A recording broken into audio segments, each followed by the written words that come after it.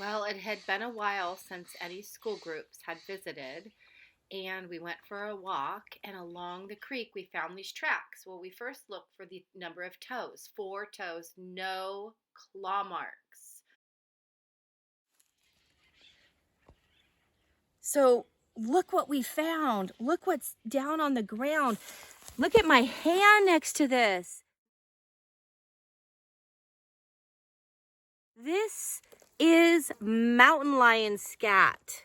How do we know, Kirsten? It is enormous, and you can see the segments right here.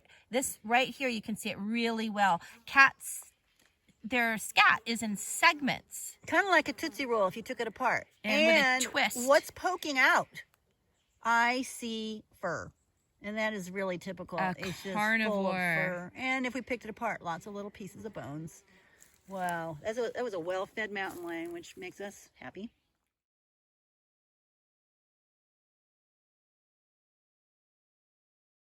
So if you guessed mountain lion, you were right.